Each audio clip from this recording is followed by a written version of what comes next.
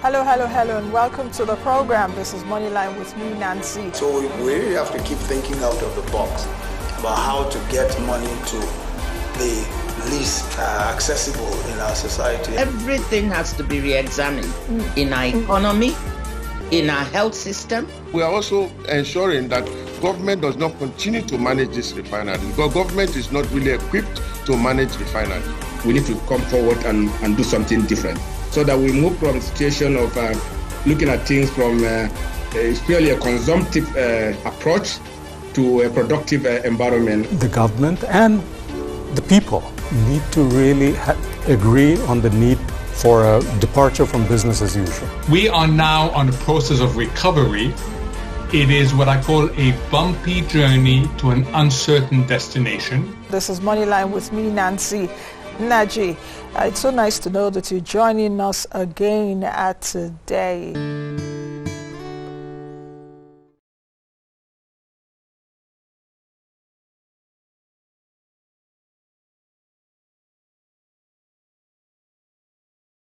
Welcome back. The World Bank did launch a flagship report which it tagged Data for Better Lives. That's it here. I don't know if you can see it. But it did talk about leveraging data for development. Where does Nigeria stand? I happened to moderate the session that looked at building blocks of data governance for value, trust, and equity in Nigeria. And I had 5 panelists that joined me to look at that issue. Olufemi Adeluyi, a technical assistant to the Honorable Minister of Communications and Digital Economy, Dr. Ayotunde Coker, Managing Director and the Chief Executive Officer of RAC Center Advisors, Hadiza Ali Dagabana, a Director, Legal, Regulatory and Compliance Services, National Identity Management Commission, that's NIMSI, Chinasa Collins Ogbo, Head Inclusion for All Advocacy Initiative Africa Practice, as well as Nonye Ujam, Government Affairs Lead, Middle East and Africa Emerging Markets, Microsoft. These were my panelists at that session. Let's take a look at how that session went, building blocks of data governance for value, trust, and equity in Nigeria.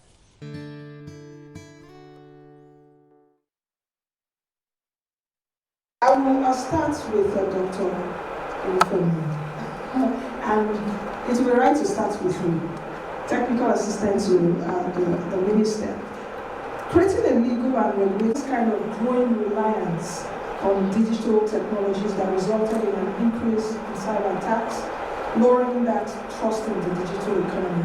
Can you talk about the steps that the ministry has taken so far and what it wants to do in the future to improve trust in the data-driven economy, as well as the hurdles we face? Because I heard the special guest, the DJ leaders, just speak a bit. I said, oh, this man, don't go into it. Dr. Olufemi will be telling me more about that. So you can do that, Dr. Olufemi, please. Thank you. Thank you very much, Nancy. Good afternoon, fellow panelists. We know the fact that right now we're living in an era that's a datafication era, where everything we do generates data. Right? I said before that one would have wondered how, when you're watching the Premier League match, you can see stats of the players. You wonder, how did they get these things? It's just because they have instruments or sensors, IoTs, that were used to gather the data. And like you rightly said, as a result of COVID, everyone was, or many people were compelled to go online, and that increased the reliance on data, reliance on digital technologies. And expectedly, you know that when things like that happen, eventually you have more opportunity for cybercrime. In terms of what the ministry has done, before the advent of COVID, like the special guest of honor said, the Honorable Minister had written to the President and asked for a redesignation of the ministry from Ministry of Communications to Ministry of Communications and Digital Economy. And basically, the communication is the channel, like the special guest of honor said, the digital is the content, and the whole idea is to make sure that you have a better economy. So we came up with a policy called the National Digital Economy Policy and Strategy for a Digital Nigeria that has 8 pillars that address the different aspects of building a sustainable digital economy. In terms of trust, the pillar number 6 that talks about soft infrastructure is the pillar that addresses this. So that pillar takes care of issues like cybersecurity, takes care of issues like digital identity. You know, without people being sure that they are secure online, no matter how well intended, you know, policies and even applications are, people are not likely to go online. And so the ministry has promoted the issue of cybersecurity to make sure that people can be sure that their data is safe. When the Honourable Minister took over, he also made sure that we had a cert in NCC as well as in NIPDA to ensure that the data in the telecom sector as well as the IT sector was very secure. And same thing with NIMSI. Now, apart from just securing data, for you to elicit the trust of people is also important, right? For the people to understand technology. A number of times people tend to have this impression that government does not want to support them, or government has some wrong intentions simply because they don't understand how technology works. And one of the things that we've tried to do is to ensure that we ramp up the issue of digital literacy. The special guest of honor talked before about how, you know, during that COVID period, it was a lot of people were given the opportunity of, you know, having access to courses that they could do at their own pace. We went into partnership with some big techs and with some local companies, and we came up with a platform called Digital Nigeria, and people were able to take all sorts of courses there. So that's one aspect, digital literacy. When people are more literate, it's easier for them to understand technology. It's easier for them to make contribution, because the thing is that governments cannot protect you alone. So it's a joint effort. When people understand, then it's possible for them to do that. Another area is the area of digital inclusion, right? So apart from people being literate, we found out that a number of times, just like you mentioned there, but incidentally this panel, you know, I think this panel was trying to revenge. You know, they just said something about the men having more in the banking sector. Can you see the panel? Is it fair? All right, so we noticed that, you know, yeah, well, no, I'm looking at that. We're looking at on-site, right? So, digital inclusion. It's important that you include people like women, people like girls, people that are living with disability.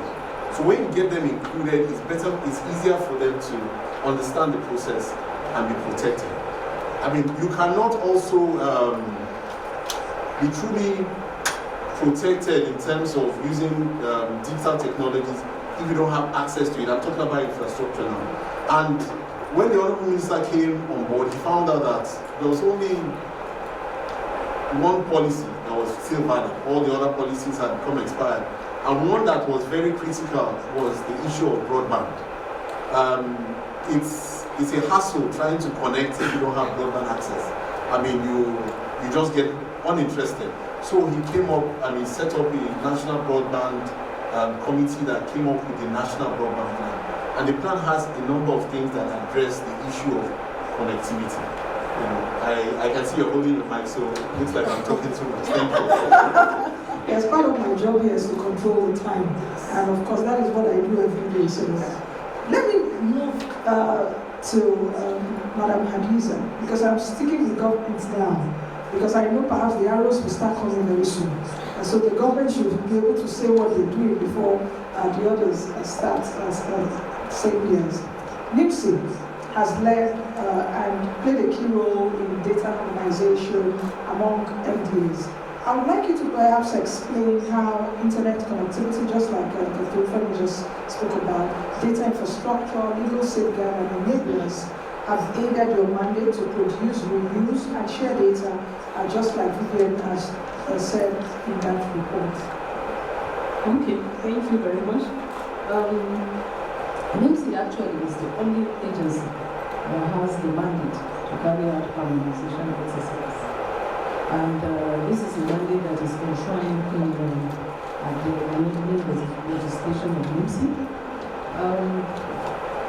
internet usage or access to internet is something that every aspect of NIMSI operations requires, from data collection, transmission, and even access to service providers or other government agencies to access that data for use and usage.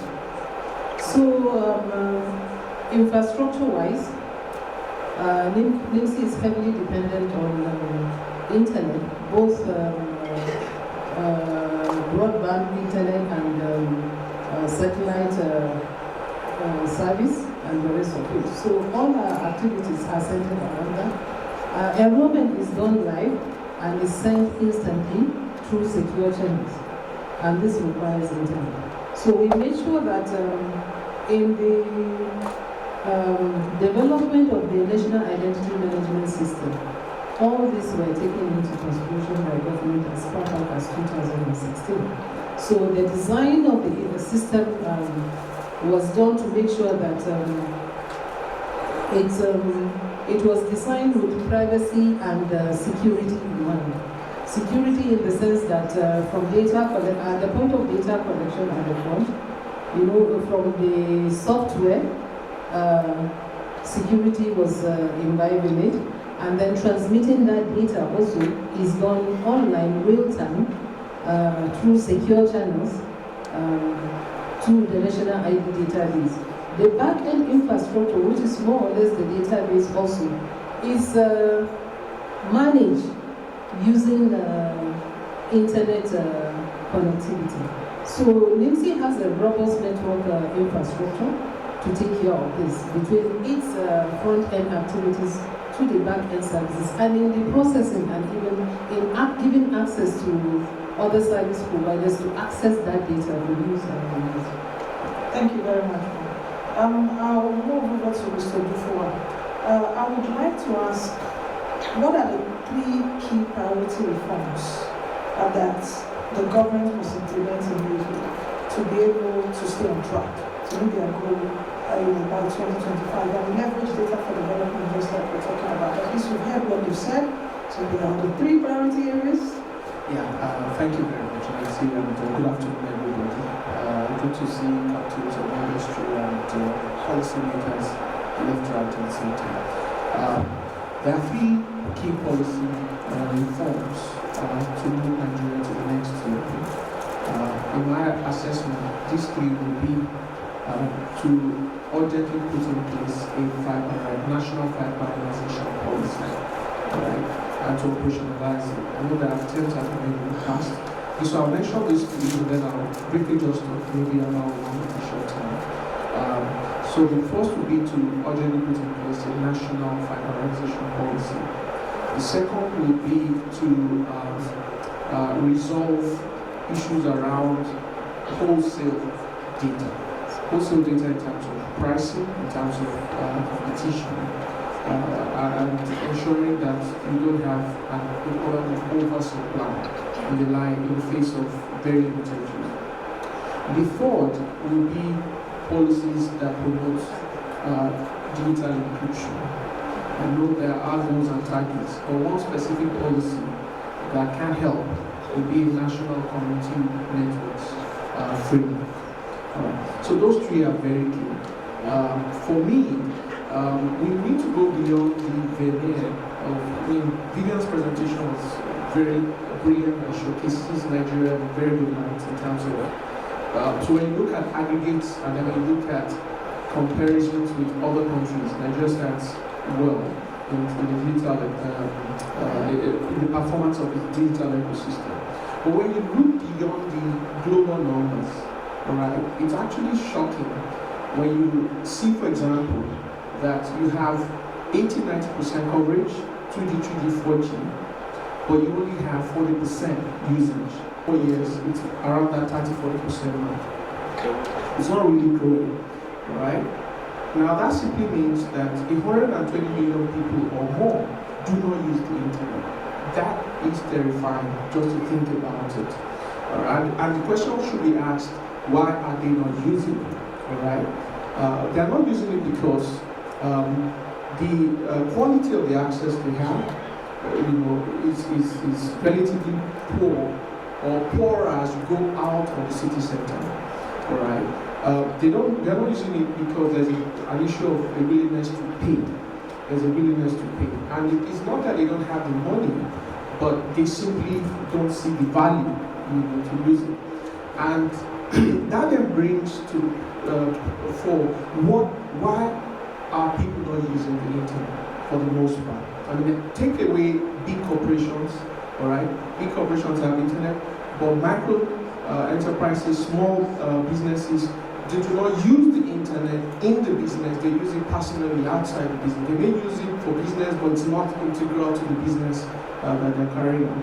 All right. So this brings about the need to address the problem of oversupply of wholesale data at the Port of Lagos, and how and why that the tons of data, quote unquote, available at the Port of Lagos is not available outside that port, because even in Lagos, the average speed for most internet services, they can't even guarantee you speeds.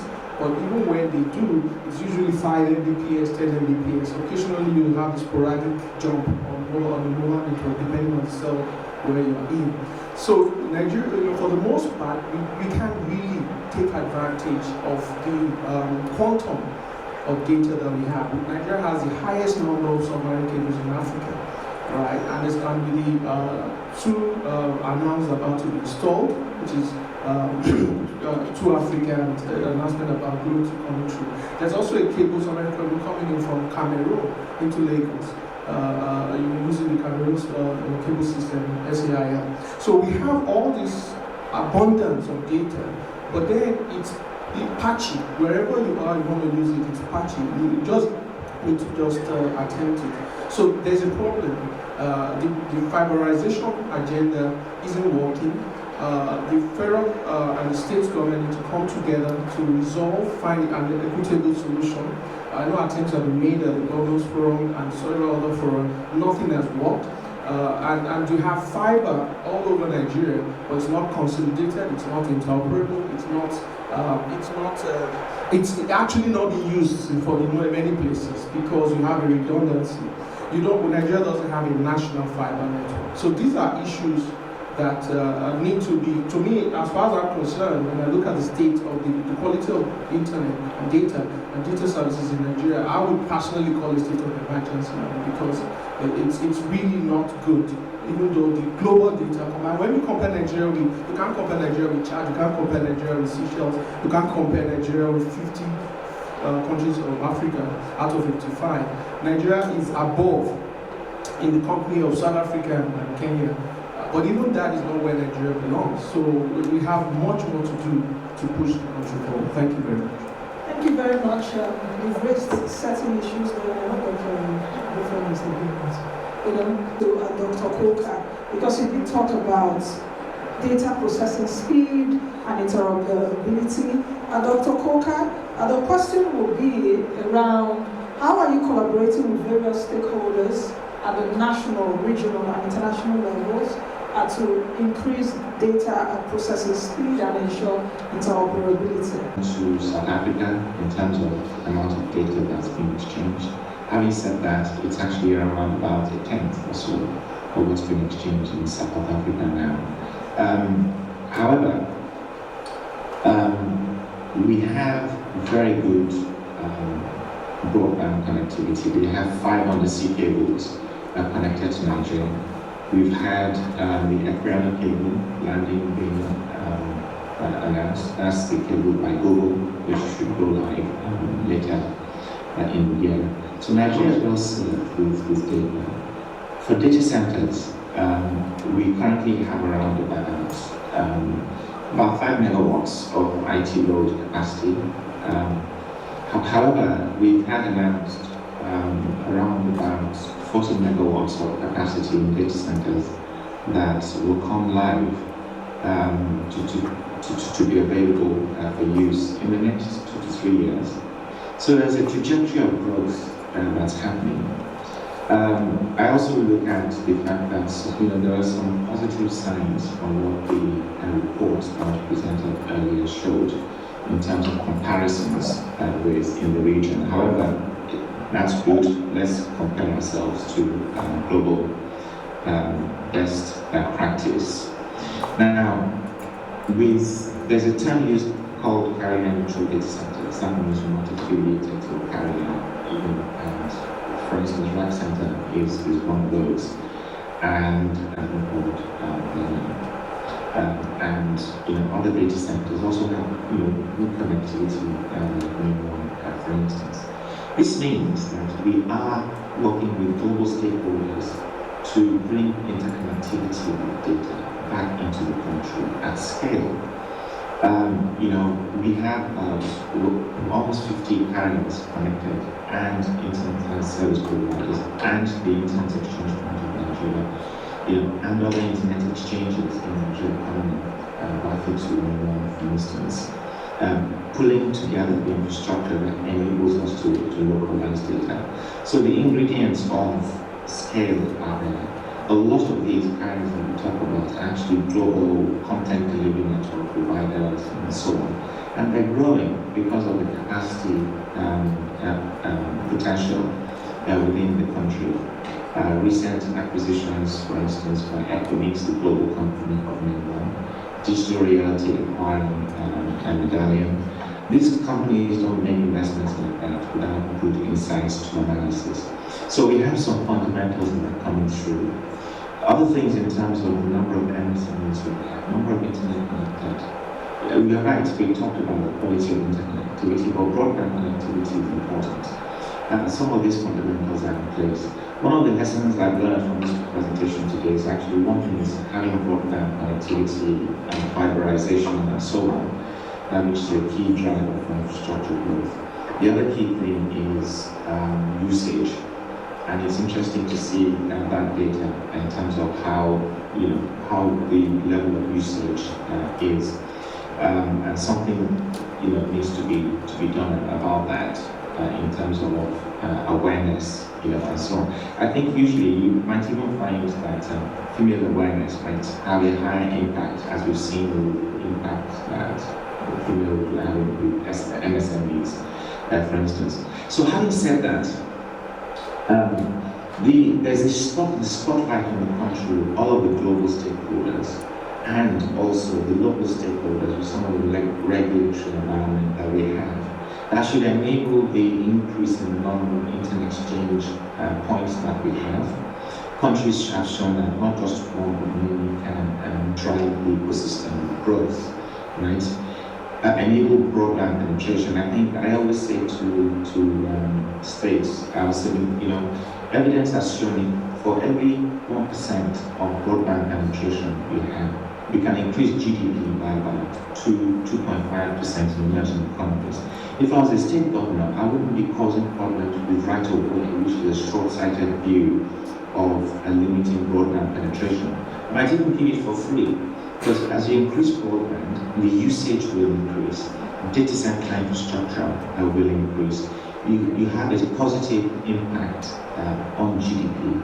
But nevertheless, we still find that this right of way issue continues to prevail. There probably needs to be a lot of communication. Quite clearly, and the Minister for Communications and Digital Economy made statements in terms of working with the stakeholders to drive this awareness for state governments to take a different view on right of way, to have, at least if they're going to charge, a more realistic level of right of way charges. So great stuff being done with respect to broadband penetration, the availability of data center infrastructure, and the potential growth in the marketplace. We've seen from the report the sort of comparative level of regulatory approach, which shows a more positive, actually more positive than I expected as well. And the investments coming into the country to drive data center capacity. Just finally, if you have data center capacity locally, it means therefore that the performance, you don't have this latency of data being held elsewhere in the country. It's held in the country. The cloud providers will come into the country. It reduces the latency, it delivers better capacity, better performance. And also, data sovereignty is better enabled. We've shown in Africa that if you consume in little bits, people earn to be able to pay for what they consume tomorrow in little bits. It's cloud technology that will enable that same kind of thing. You pay as you use, you pay as you go. And if we bring and increase the cloud technologies into data centers here, where the internet exchanges are growing, then we'll see that we will crack some of these issues. And I think okay, the engagement of the stakeholders needs to increase, but it's actually we're starting from a good place. I hope that's clarified this. Thank you, Dr. Coker. It took longer. I wish you were here on this site. I would have, but that's virtual. So thank you so much to say. And let me come to Chinasa. We're talking about inclusion according to Inclusion for All within Africa practice. The most vulnerable and marginalized Nigerians are the least likely to receive digital entities, like I mentioned earlier. What do you think are the most important initiatives that the Nigerian government can take to build a socially equitable data governance system? And please, we should be mindful of time because we have like another round of questions before we take the audience Q&A. Thank you. Thank you very much, Nancy, and good afternoon, everyone, and to my fellow panelists. First of all, I have to state that I'm excited to be here for two reasons. The first reason being that this is a big deal. I'm on the World Bank panel, so in fact, I probably have done attribute my family members to be here. So thank you very much to the World Bank team. But the second reason is that I'm here to represent the voice of Jamila in Chikun local government in Kaduna State, who's very happy to have been a beneficiary of the National Cash Transfer Program, because her husband gave her permission to be captured to get her ID, and that's a key tool for getting access to that program. I'm representing Rabiatu in a rural community in Katsina State, who is currently unhappy because she's unable to link her name to her SIM, because at the point of enrolling for SIM, she got somebody to do it on her behalf. Then I'm also speaking on behalf of the lady in another rural community in Abia State, who's unable to get free access to healthcare because she couldn't get her NIM, and the process of getting one was very laborious. And so I talk about these women because if they were here today, they would want us to think about them and how we can make this easier for them. I lead the Inclusion for All initiative within Africa Practice, and our objective is how to get the people, poor people in marginalized communities, how to get them out of informality to formality with the financial inclusion focus. And so with the work that we do, which is evidence-based advocacy, our work is heavily reliant on data that is credible, data that is accurate, because again, you can't solve for what you don't know, and that's what data allows you to do. So what we've done with the data that's available, that's nationally representative, is to use EFINA's access to finance reports for the past 8 years to analyze that data and identify who these people are, because we understand what the barriers are to their inclusion. And what EFINA data was able to tell us and highlight is, first of all, to show that link between poverty and ID ownership. So we look at the respondents within the EFINA data and looking at the World Bank Poverty Probability Index for every percentile of the PPI category, which is from above poverty to below poverty. Each respondent, like as we place them on that scale, you see that the likelihood of ID ownership decreases. So basically what that's telling us is the poorer you are, the less likely you are to own ID. So we have that, we established that general narrative or position in terms of what the issue is. They will disaggregate that data to know who specifically these people are. And as you mentioned, Nancy, it's my gender, women. So it's prevalently women. 75% of the women on that PPI scale don't own ID. And then there's a gender gap as well. So there's like an overall 8% gender gap between men and women in terms of ID ownership. And this progressively widens with age, for instance. So there's a 35% gender gap between men and women in terms of ID ownership. again, we have all of this information, so what do we do with it? In terms of what the government can do, we don't have the deep details of why these women don't have ID. What we know is that it's women, they're likely to be traders, they're likely to be dependents, they're likely to be younger, and they're likely to be, live in rural communities, in hard-to-reach communities. So in terms of what government can do, in terms of initiatives or next steps, the first thing I would say is get the data, because we know that what doesn't get measured doesn't get done, and data allows you to size, it allows you to assess the size of the people that you need to solve for in terms of the issues they're faced with. So I'll give an example. We know that now NIMSI has enrolled over 80 million people in Nigeria, and the goal is to get to 150 million. Instead of focusing on those 80 million, can we then use our data to find out who the people that haven't been enrolled are? That tells us exactly where we need to look at, what we need to do, and how we need to solve for them. And that takes me to the second step, which is then design with the hard-to-reach in mind. The hard-to-reach are the people that are in communities that people don't like to go to. But then, because for various reasons, security, just accessibility, etc., these people too are exempt and excluded because of where they are. But then if we're able to identify where these people are, we're able to then make proper plans in terms of designing a process or a system that allows us to get to those communities. I'll give an example again. So they're in locations where, because they're farmers, they're not, the biometric devices don't actually work because it's too sensitive for their fingerprints, right? So when you design with the people in mind, it just helps you make sure that you're not excluding people. And the last thing would be to leave no one behind.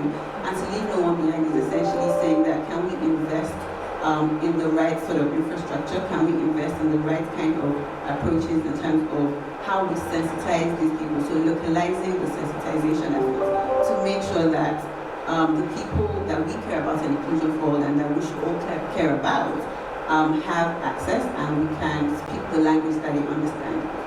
Thank you very much, Chinasa. Thank you. And for humanizing it, because sometimes we get lost in all of this and we think we're just talking numbers, but those numbers are human beings. So over to you now, the question about big tech. Big tech, and listen, the last 2 years, so much focus on you guys. How does Microsoft really find the balance between data access, data usage, and social welfare, especially in countries like Nigeria, developing countries, where data privacy legislation is still in its infancy? Good afternoon, everyone. It's a huge pleasure and honor to be here amongst the panelists and presence of this very distinguished audience. Speaking to big tech and what we do, first of all, I'd just like to start off with what data is and why it's so important. It's important because it really is verifiable information about data about each person. Right? And also, the special guest mentioned that data is not only the new oil, it's bigger and more. So it's valuable to each of us. And when we then go into social services and welfare and how we're able to lift, as President Buhari has been focused on this past 4 years, lifting 100 million Nigerians out of poverty.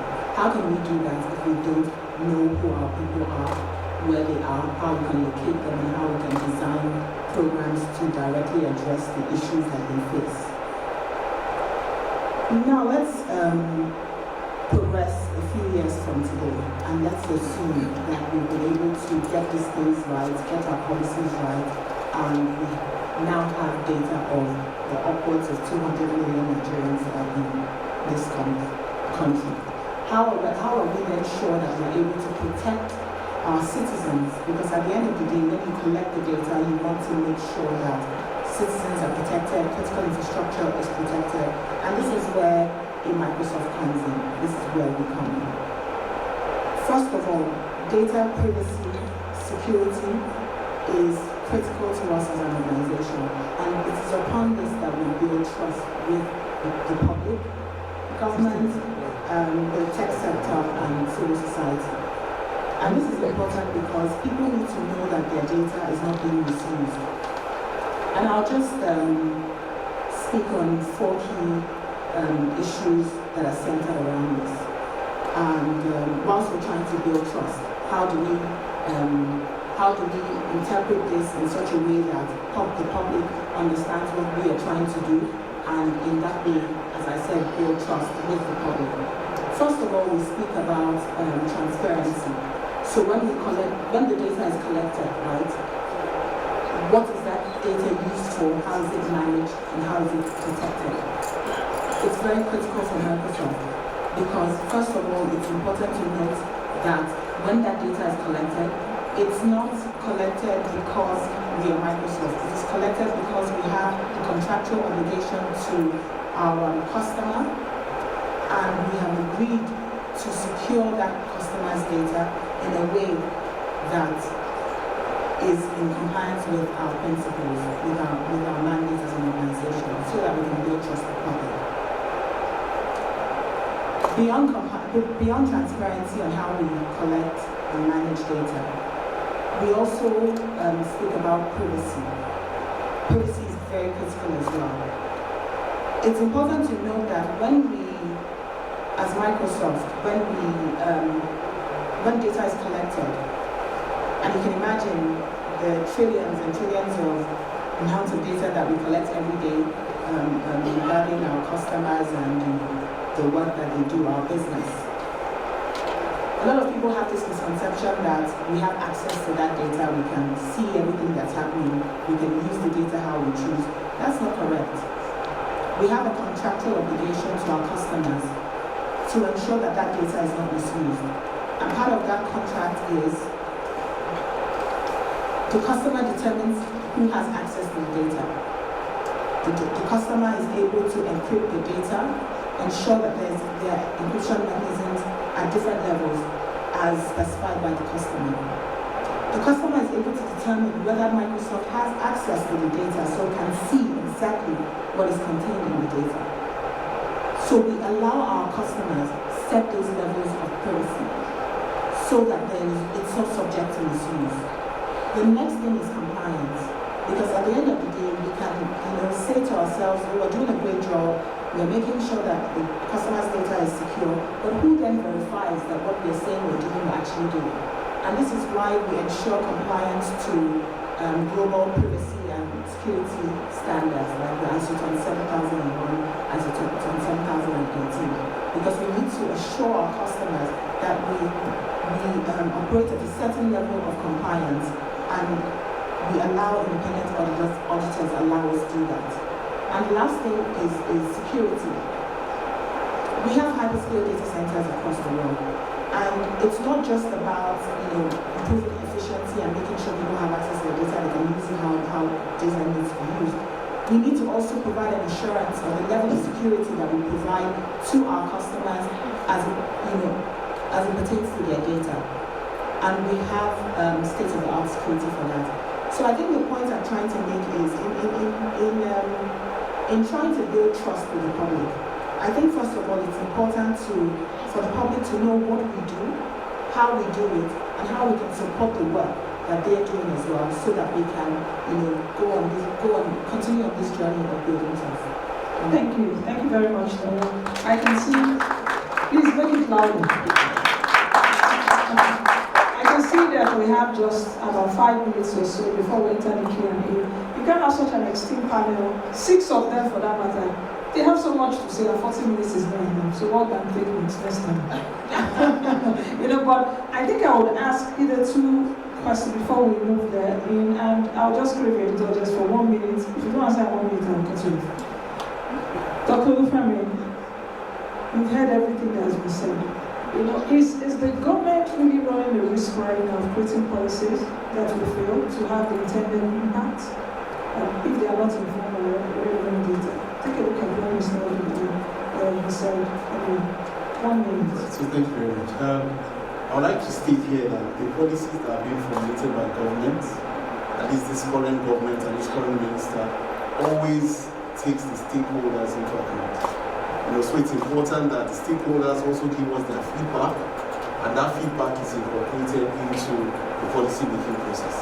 And so that, I mean, I've answered that question, but I just touch a little bit on what he said.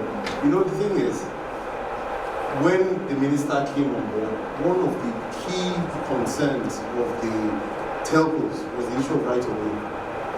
I joined him on several meetings, so when Governors Forum, Economic Council, to emphasize that, look, there's no need trying to, you know, get a lot of money from right-of-way right now and losing out in the long run. It's better for you to make it what was agreed, 145 naira per linear meter. But in some cases, many governors have even made it free, so that you can attract the people, and eventually, the money you are seeking for, you can get it from other sources. You can get businesses that are flourishing and that are paying taxes and so on. So that was one. The second issue was the issue of critical natural infrastructure protection.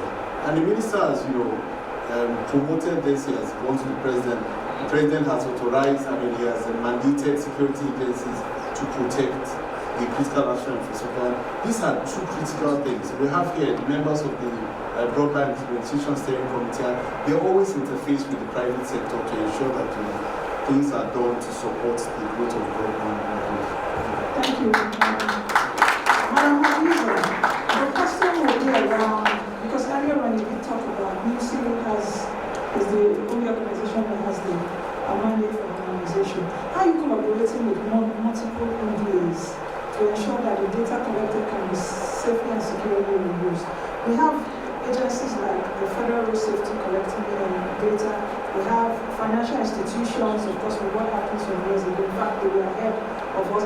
Now the National Population Commission, yes, is going, we'll have a census, I think, after the general elections. So we are seeing each other agency with immigration, a lot of them like that. So how are you collaborating with these NGOs and financial institutions? Okay, there's nothing wrong with multiple MPAs or agencies collecting data for their usage. What we all need to understand is the data that is being collected by NIMSI is the foundation data. That is foundation to identify a person, an individual. Population Commission also is in the same league with NIMSI because they collect data for birth registry and death registration. So in that aspect of the data collection we do, we are on the same level of foundation identity collection. In addition to that, Population Commission take other data other than person's data. They take data about buildings, economic trees in location or whatever. So there's nothing wrong with agencies taking data for their own functional needs. You get it. So the harmonization is on the foundation level of individual that goes to those respective agencies for services. The question will be, if I'm giving you my own data, if I go to another agency, why should I take data? Exactly. So that's what I'm telling you. The harmonization is that what they currently have, they share with NIMSI. And just let me give you an example. I will give you an example of the bank's BVN records. You get it. They share what they have with NIMSI. And NIMSI runs it through its system to see those that are already in the system and already have been issued the unique identifier, the NIM, and link into the records of what is in BVN. But for the information, data that they have collected that NIMSI does not have, that's where the issuance of new NIM is done to those new data. But going forward, we are trying to resolve crisis of over 40 years in the country. Going forward, with the harmonization that is going on with the different government policies, and also I can refer back to a presidential committee report, where all the agencies sat on the same table and agree on the implementation deadline, and with the digital identity roadmap that we have approved by the government in 2018, by the time the national ID database is populated, then it will remove that request by other MDAs of taking data. Once you go to for a service, all you need to do is to provide your national identification number. And that agency will have access to verify you through the NIMSI system and then get the data, the basic data information they want of your own identity and populate their form or their system or whatever. But then they will still take the data related to the service that you are going for. So that is the harmonization. And under the digital ID project also, even if you are not in the national ID database, when you go for that service, that agency or that service provider should be able to register you for the national ID and send to the national ID registry. We send back the name and they continue with the other process. So what it will do going forward is to eliminate the process of different agencies taking biometric data of persons. It will eliminate that because that is the cost when you come to data collection, storage of biometrics. So they don't need to do that going forward. They will rely on what the national ID database is giving them. Because once you have a need, your biometrics have been taken and stored in the national ID database. Thank you very much. So much to talk about, so much. But I think it's time for us to enter into the Q&A. Madam Marisa, thank you for that. Because INEC would have general election. INEC to collect data. Like every... You want to go into that discussion with INEC? Yeah. I don't want to go into that. But what I can tell you is, once the national ID database is populated, all INEC needs to do at every election year is to query the national ID database to get records of Nigerians, because mind you, we register non-Nigerians that are resident in Nigeria. So to query the national ID database for data of Nigerians that will be 18 years and above as at the date of that registration. So it will simplify the system of going to do fresh data capture. Thank you very much. Thank you. I hope, sorry, there's a personal question that she asked. It's to do with the sensitive. 30 seconds. 30 seconds. Yes. I want to assure Rabi that you were representing, and the Rabiat and the other lady. Jamila was lucky, the husband gave permission. So for those whose husbands have not given them permission, what we are doing under the digital ID ecosystem movement is to make sure that our licenses that we license employ more ladies as enrollment agents that can go into the no sugar, the border houses, enter the houses and register the women and the children.